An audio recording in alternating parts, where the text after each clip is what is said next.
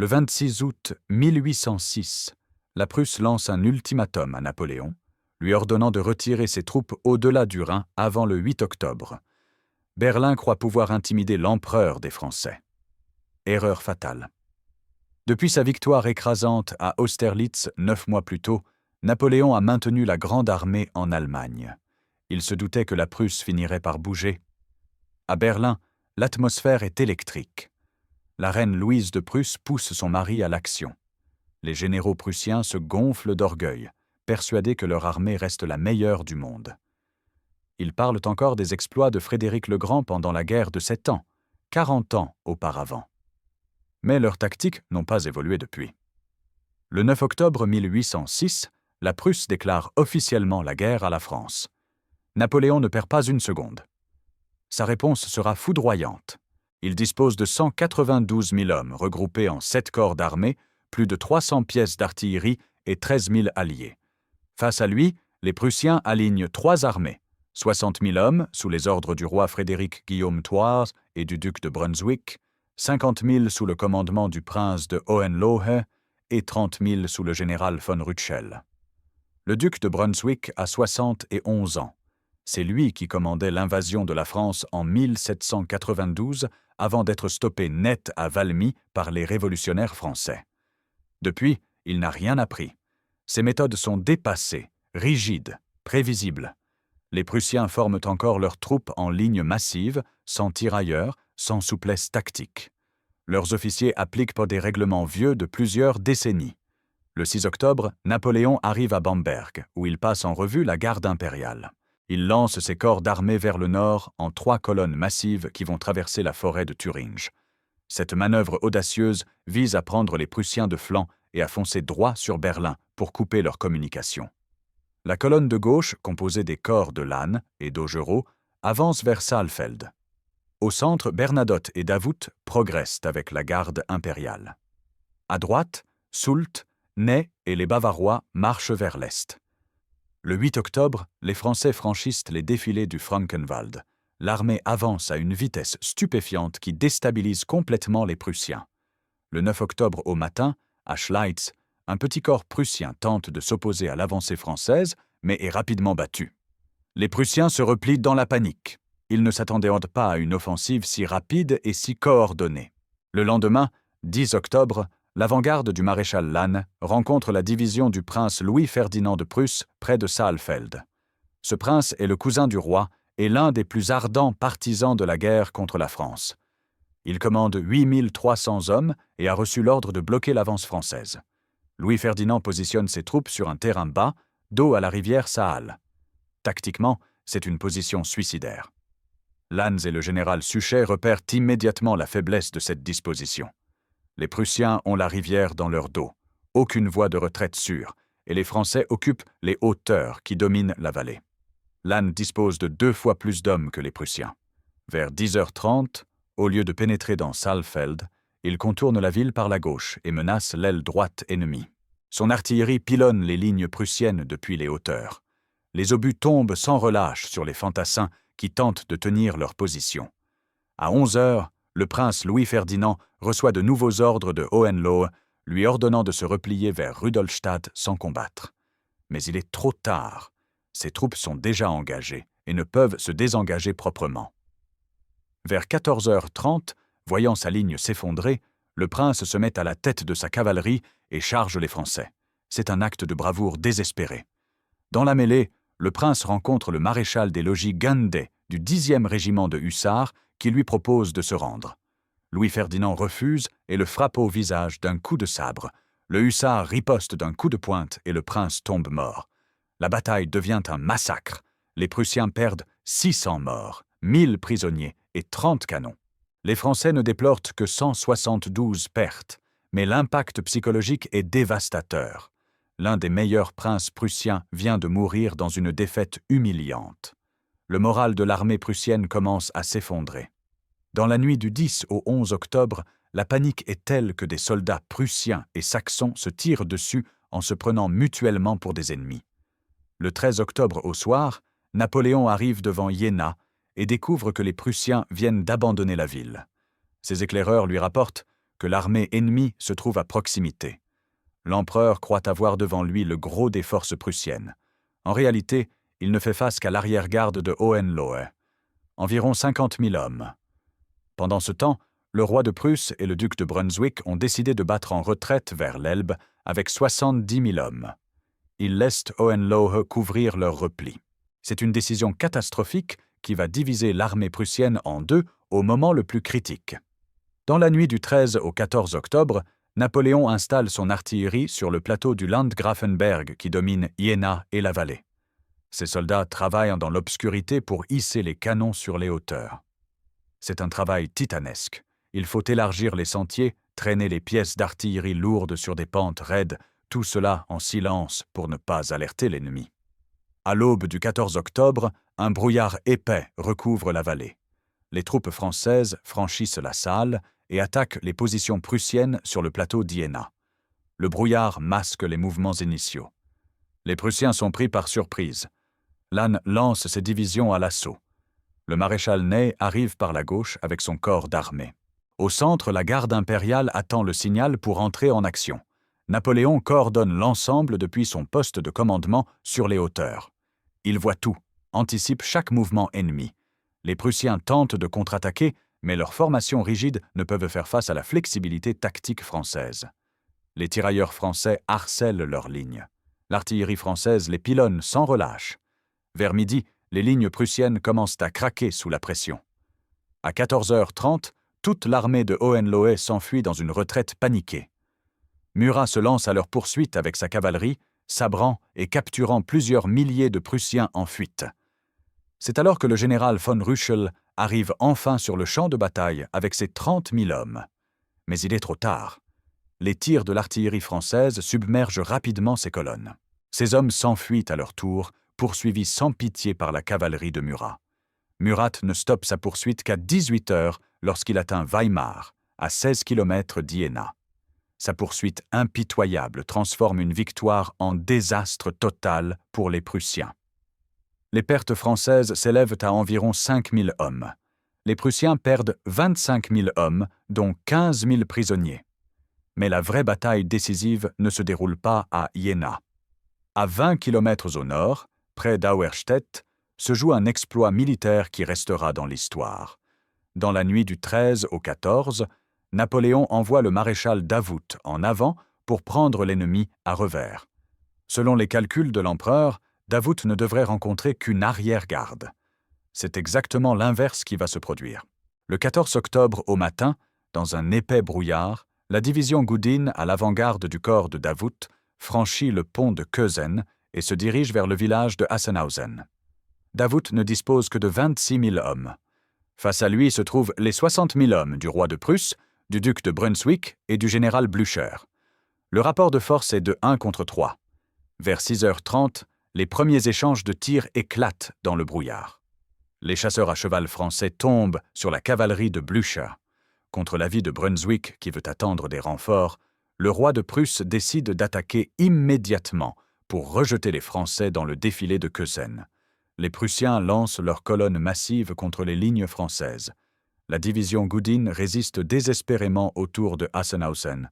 Les obus pleuvent, les balles sifflent, les hommes tombent par centaines. Les Prussiens ont l'avantage du nombre, mais les Français tiennent bon. Davout est partout à la fois. Il galope d'un point à l'autre, ajuste les positions, envoie des renforts aux endroits critiques. Quand le village de Hassenhausen est momentanément perdu, il rallie les survivants et lance 2 régiments pour le reprendre. La ligne française est rétablie. Vers 9h, catastrophe pour les Prussiens. Le duc de Brunswick est grièvement blessé d'une balle aux yeux. Il s'effondre de cheval. Le commandement prussien sombre dans la confusion. Le roi Frédéric Guillaume III prend le contrôle, mais il n'a aucune expérience de la bataille.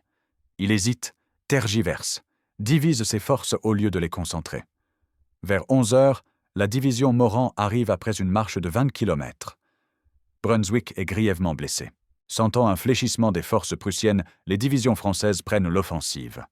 Les fantassins français chargent à la baïonnette et chassent les Prussiens de leur position. Il est midi. Les Prussiens reculent sur toute la ligne. Leur artillerie est décimée. Leur formation se disloque. Le roi hésite, malgré son avantage numérique, puis fait sonner la retraite vers 14 heures. Davout le presse de près et lance la poursuite à 17 heures. La retraite prussienne se transforme en déroute. Les vaincus d'Auerstedt se mélangent aux fuyards d'Iéna qui fuient devant la cavalerie de Murat au sud-ouest d'Apolda. Le mélange de ces corps en déroute provoque un désordre irrémédiable. La panique s'empare des soldats prussiens qui jettent leurs armes pour fuir. Les hussards français les hachent à coups de sabre. La route vers Weimar est jonchée de cadavres, d'armes abandonnées, de canons renversés. Les Prussiens subissent 10 000 morts et blessés, 3 000 prisonniers et la perte de 115 canons. Les Français perdent environ 4 500 hommes. Lorsqu'un aide de camp de Davout informe Napoléon qu'il n'a pas vaincu le gros de l'armée prussienne à Iéna, mais seulement l'arrière-garde, l'empereur refuse d'abord de le croire et remarque que « votre maréchal doit voir double ». Une fois l'information confirmée, il couvre Davout d'éloges et de gratitude. Un autre maréchal, Bernadotte, n'a participé ni à Iéna ni à Auerstedt. Il est resté à Naumbourg avec 20 000 hommes, malgré plusieurs appels à l'aide de Davout. Napoléon envisage de le faire fusiller, mais y renonce finalement. Le 14 octobre 1806 au soir, l'armée prussienne a cessé d'exister en tant que force combattante. En une seule journée, 250 000 hommes ont été anéantis. C'est l'une des campagnes les plus rapides et les plus décisives de l'histoire militaire. Le 15 octobre, le roi Frédéric Guillaume écrit à Napoléon pour lui demander ses conditions de paix. Napoléon refuse de négocier. Il veut écraser totalement la Prusse avant l'arrivée des renforts russes. Il ordonne une poursuite générale. Le 16 octobre, Murat arrive à Erfurt et capture entre 9 000 et 14 000 prisonniers. Le 17, la division du général Dupont entre en collision avec la réserve prussienne du duc de Wurtemberg près de Halle. Les Prussiens sont à nouveau écrasés.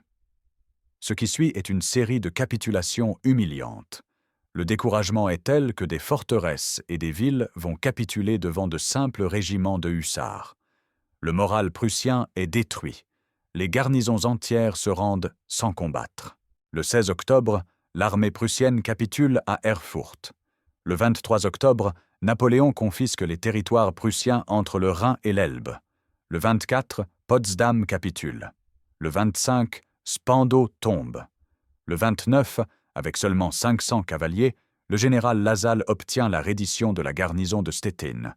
6 000 hommes, leurs généraux, 160 canons et des magasins considérables. C'est une humiliation totale. Une simple brigade de cavalerie fait capituler une garnison 12 fois plus nombreuse. L'armée prussienne, si fière, si vantée, se rend sans combattre.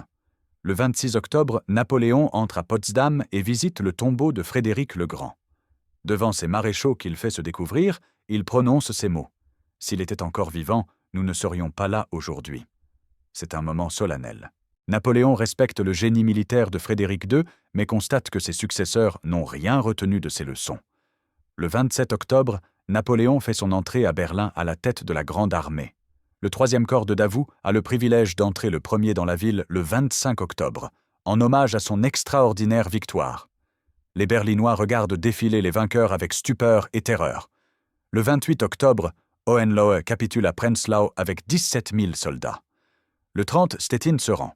Le 6 novembre, les corps de Soult, Bernadotte et Murat arrivent simultanément devant Lübeck, où s'est réfugié le reste de l'armée de Blücher. Le 7 novembre, Blücher capitule à Lübeck face à Bernadotte. Le 8, Magdebourg se rend devant le maréchal Ney. En un mois, Napoléon a mis seulement 19 jours du lancement de son attaque sur la Prusse jusqu'à son entrée dans Berlin. La Grande Armée a gagné 2 batailles décisives, tué 20 000 Prussiens, fait 140 000 prisonniers, pris 800 pièces d'artillerie et 250 drapeaux. La Prusse, qui avait lutté pendant 3 ans durant la guerre de la première coalition contre les révolutionnaires français, vient d'être détruite en 3 semaines par Napoléon. Un préfet français commande à Berlin. Le royaume prussien a cessé d'exister en tant que puissance indépendante. Comment expliquer une telle catastrophe? Les causes sont multiples, mais convergeant toutes vers la même conclusion. L'armée prussienne était totalement dépassée. Premièrement, les tactiques prussiennes étaient obsolètes.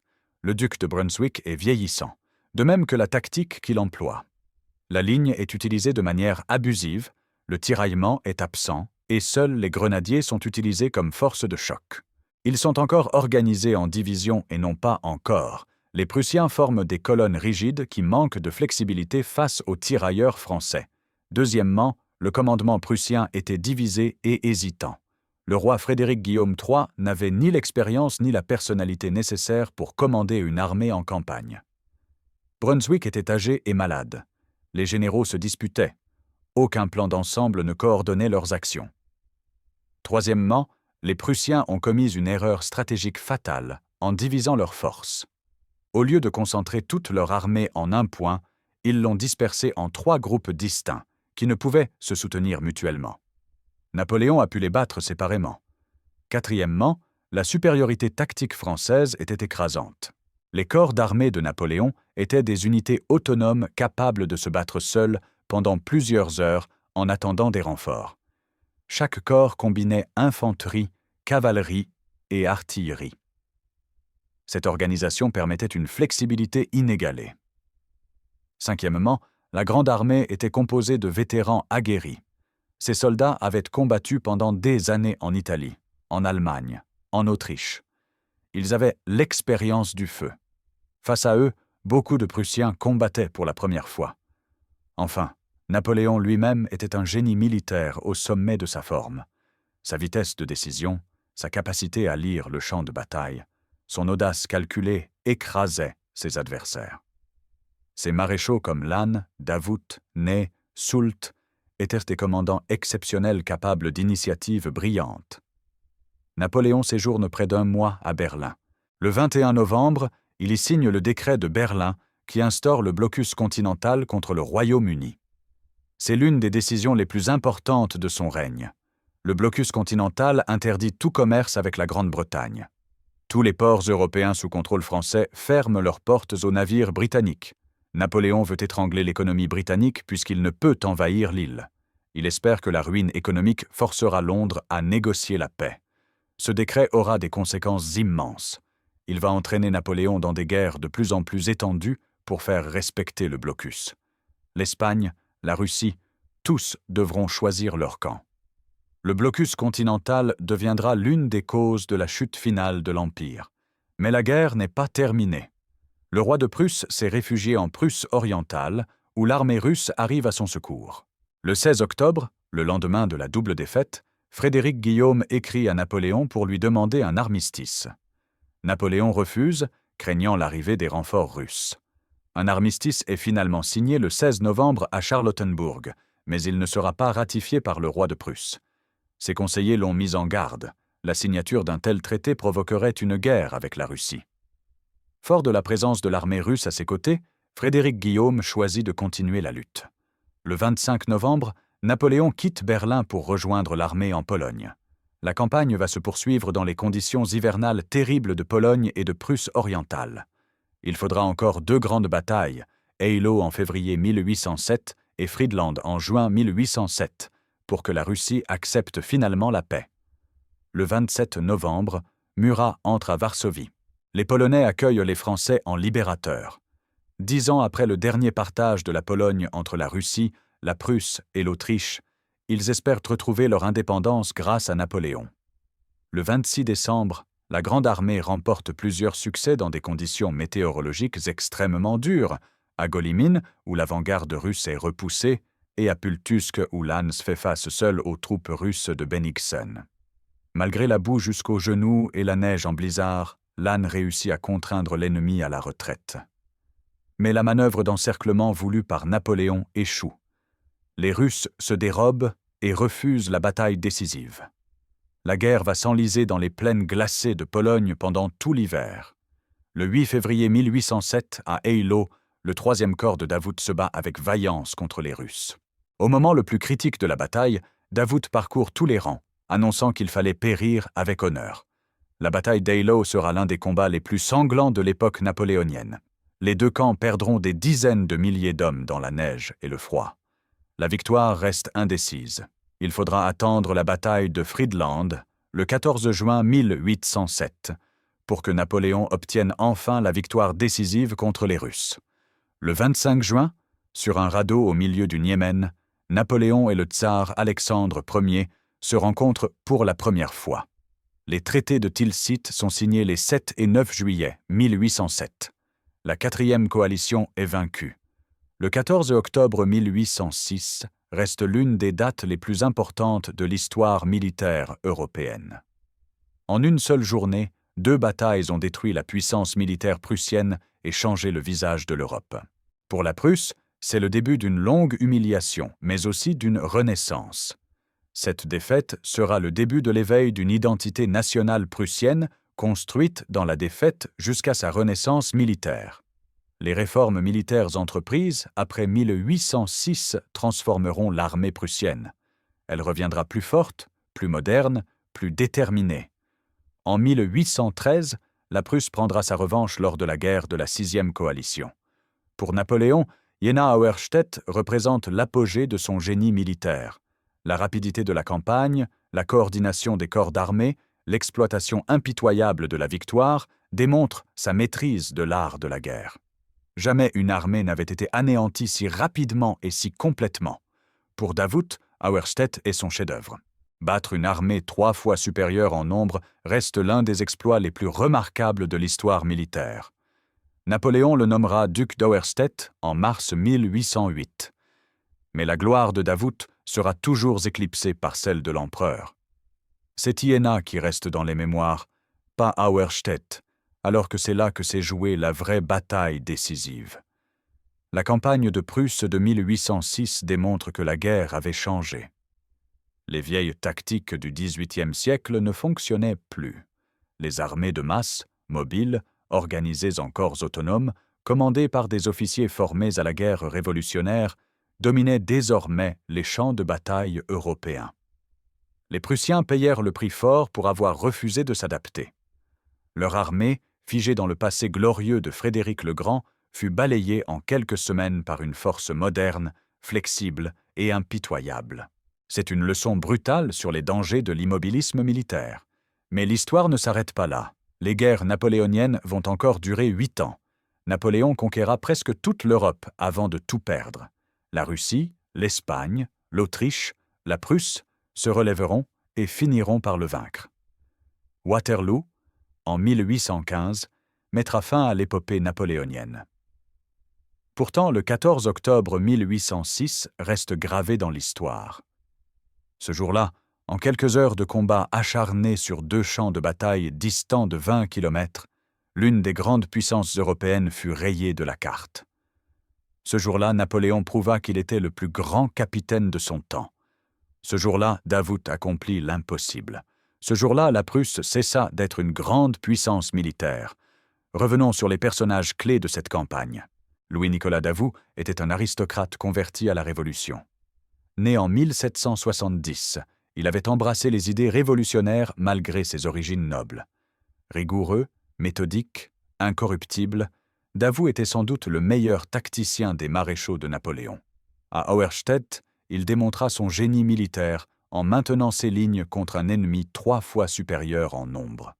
Sa capacité à analyser le terrain, à positionner ses divisions au bon endroit au bon moment, à inspirer ses hommes dans les moments critiques fit la différence. Napoléon dira de lui qu'il était le plus grand manœuvrier de la grande armée. Le maréchal Lannes était tout l'opposé de Davout. Fils d'un palefrenier, Lannes était un guerrier impétueux, courageux jusqu'à la témérité. À Iéna, il mena l'assaut principal avec une fougue caractéristique. Napoléon l'appelait « le Roland de mon armée ». Lannes sera tué 2 ans plus tard à la bataille d'Essling, mortellement blessé par un boulet de canon. Sa mort affectera profondément Napoléon qui perdra l'un de ses plus fidèles compagnons d'armes. Joachim Murat, le beau-frère de Napoléon, était le roi de la cavalerie. Flamboyant, vaniteux, porté sur les uniformes éclatants, Murat était néanmoins un cavalier exceptionnel. Sa poursuite après Iéna transforma une victoire en déroute complète. Il était capable de mener des charges de cavalerie dévastatrices qui brisaient les lignes ennemies. Ses hussards et ses cuirassiers semèrent la terreur sur les routes de Prusse, capturant des garnisons entières. Du côté prussien, le duc de Brunswick représentait l'ancien monde.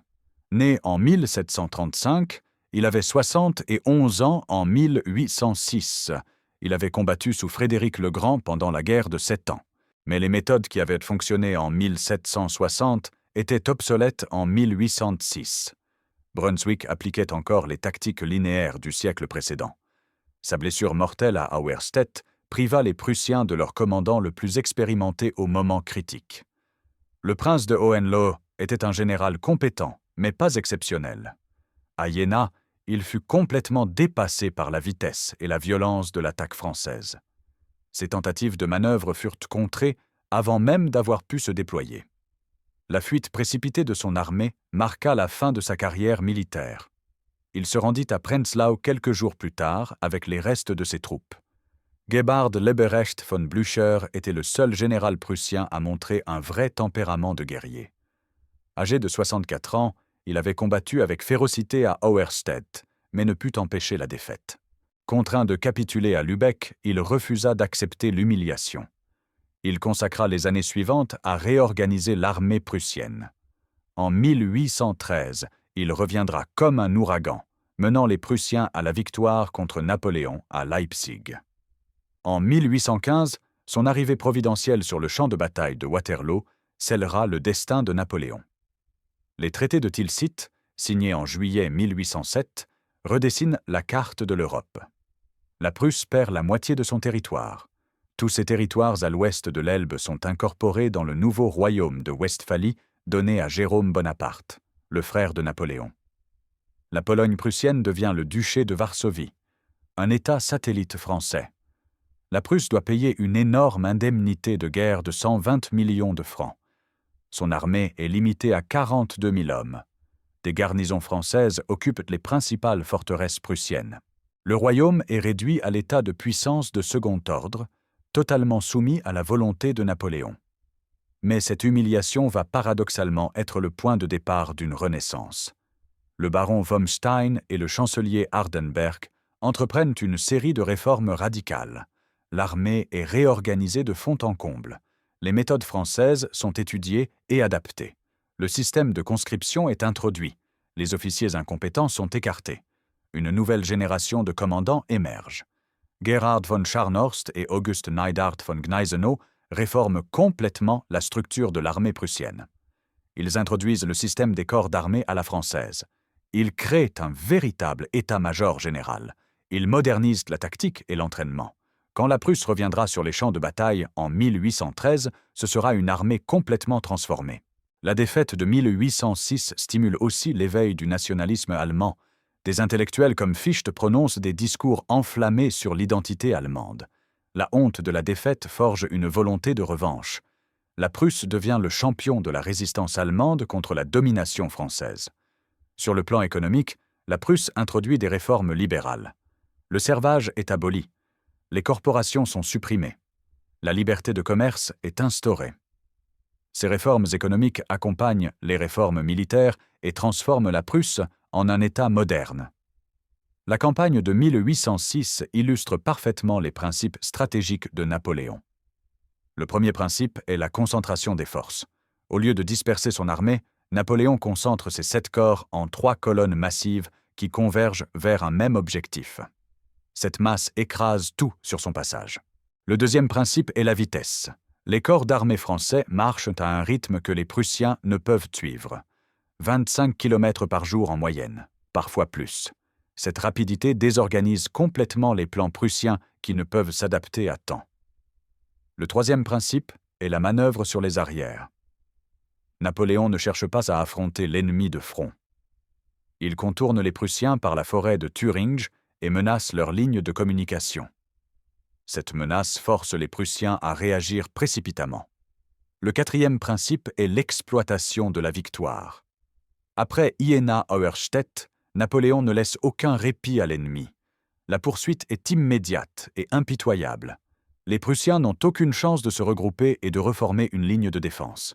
Le cinquième principe est l'utilisation combinée des armes. L'infanterie française fixe l'ennemi, l'artillerie le pilonne, la cavalerie exploite les brèches et transforme la retraite en déroute. Cette coordination est mortelle. Le système des corps d'armée est la clé de la supériorité française. Chaque corps est une armée miniature capable d'opérer de manière autonome. Il comprend 2 à 4 divisions d'infanterie, une division de cavalerie légère, plusieurs régiments d'artillerie. Un corps peut se battre seul pendant plusieurs heures, le temps que les autres corps arrivent en renfort. Cette organisation permet une flexibilité tactique inégalée. Les corps peuvent marcher séparément, mais se concentrer rapidement sur le champ de bataille. Ils peuvent manœuvrer indépendamment selon les circonstances. Les commandants de corps ont l'initiative d'agir selon la situation locale sans attendre les ordres détaillés de l'empereur. Les Prussiens n'ont rien de comparable. Leur armée reste organisée en divisions qui doivent rester groupées. Elles ne peuvent opérer de manière autonome. Le commandement centralisé ralentit toutes les décisions. Les ordres mettent des heures à descendre la chaîne de commandement. L'artillerie française joue un rôle décisif dans les batailles. Napoléon, lui-même ancien officier d'artillerie, comprend parfaitement son utilisation. Il concentre ses canons sur les points critiques du champ de bataille. Les batteries françaises tirent plus vite et avec plus de précision que les batteries prussiennes. À Jena, l'artillerie française installée sur les hauteurs du Landgrafenberg domine complètement le champ de bataille. Les obus pleuvent sur les formations prussiennes qui ne peuvent riposter efficacement. À Auerstedt, l'artillerie de Davout joue un rôle crucial en brisant les charges de cavalerie prussienne. Les Français utilisent aussi l'artillerie à cheval, mobile et rapide, qui peut suivre la cavalerie et soutenir les charges. Cette innovation donne un avantage décisif dans la poursuite et l'exploitation des victoires. Sur le plan tactique, les Français utilisent systématiquement les tirailleurs. Ces fantassins légers se déploient en ordre dispersé devant les lignes principales. Ils harcèlent l'ennemi, désorganisent ses formations, causent des pertes avant même le choc principal. Les Prussiens n'ont pratiquement pas de tirailleurs. Leurs fantassins restent en ligne compacte, cible facile pour les tirailleurs français. La colonne d'attaque française est plus flexible que la ligne prussienne.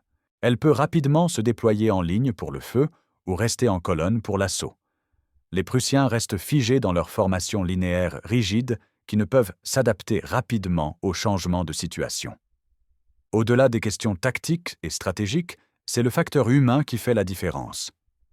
Les soldats de la Grande Armée sont des vétérans aguerris. Beaucoup combattent depuis 10 ans. Ils ont l'expérience du feu, la confiance en eux-mêmes et en leur chef. Le moral français est au plus haut en 1806. Les victoires d'Ulm et d'Austerlitz ont renforcé la conviction que l'armée est invincible. Les soldats croient en Napoléon. Ils savent qu'il ne les mènera pas à la défaite. Cette confiance leur donne un avantage psychologique énorme. Les officiers français sont issus pour la plupart du rang. Ils ont gravi les échelons grâce à leur mérite et leur bravoure. Napoléon a créé une aristocratie militaire basée sur le talent, pas sur la naissance. Un simple soldat peut devenir maréchal s'il montre les qualités nécessaires. Cette méritocratie stimule l'ambition et l'initiative. À l'inverse, l'armée prussienne reste enfermée dans un système de caste rigide. Les officiers sont presque tous des nobles. L'avancement dépend de la naissance plus que du mérite. Les soldats sont recrutés par conscription forcée et traités durement. La discipline est brutale. Le moral est médiocre. Quand les premiers coups de feu sont tirés à Jena et Auerstedt, cette différence de morale se fait immédiatement sentir. Les Français attaquent avec détermination. Les Prussiens hésitent, reculent, finissent par fuir. Le courage individuel ne suffit pas quand la structure de l'armée est pourrie. La campagne de 1806 enseigne plusieurs leçons qui restent valables aujourd'hui. La première est l'importance de la vitesse et de la surprise. Napoléon frappe avant que l'ennemi soit prêt. Il ne laisse pas aux Prussiens le temps de compléter leur mobilisation ou de coordonner leurs plans avec les Russes. La deuxième leçon est la nécessité d'adapter constamment sa tactique. Les Prussiens sont restés figés dans les méthodes du passé. Ils ont payé cette erreur de leur destruction. Une armée qui ne se réforme pas régulièrement devient obsolète et vulnérable. La troisième leçon est l'importance du commandement décentralisé. Les corps d'armée français peuvent agir indépendamment parce que leurs commandants ont l'initiative. La rigidité du commandement prussien paralyse leur armée. La quatrième leçon est que la supériorité numérique ne garantit pas la victoire. À Auerstedt, Davout bat une armée 3 fois supérieure, grâce à un meilleur positionnement, une meilleure tactique et un meilleur moral. Les nombres ne suffisent pas si on ne sait pas les utiliser. La cinquième leçon est l'importance de la poursuite après la victoire. Napoléon ne se contente pas de gagner la bataille. Il poursuit sans relâche pour anéantir complètement l'armée ennemie. C'est cette poursuite impitoyable qui transforme Jena-Auerstedt en catastrophe totale pour la Prusse. La destruction de la Prusse change l'équilibre des pouvoirs en Europe. Pendant 2 siècles, la Prusse avait été l'une des 5 grandes puissances avec la France, l'Autriche, la Russie et la Grande-Bretagne. En 1806, elle est réduite à un État satellite français. Cette situation force les autres puissances à reconsidérer leur position. L'Autriche, déjà vaincue à Austerlitz, reste prudemment neutre. La Russie continue la guerre, mais finira par accepter l'alliance française à Tilsit. Seule la Grande-Bretagne reste en guerre, protégée par sa flotte. Napoléon domine maintenant toute l'Europe continentale du Portugal à la Pologne. Seules l'Espagne et la Russie conservent leur indépendance, et encore, comme alliés de la France. C'est l'apogée de la puissance napoléonienne. Mais cette domination contient les germes de sa propre destruction. Le blocus continental va entraîner Napoléon dans des guerres de plus en plus étendues.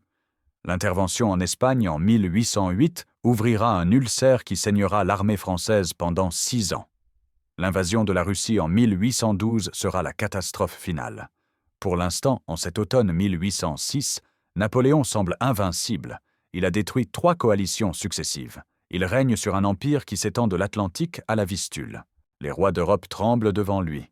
Mais l'histoire nous enseigne que rien ne dure éternellement, surtout pas les empires bâtis sur la guerre. Le 14 octobre 1806 reste une date charnière. C'est le jour où l'armée réputée invincible de Frédéric le Grand fut anéantie. C'est le jour où Napoléon atteignit le sommet de sa gloire militaire.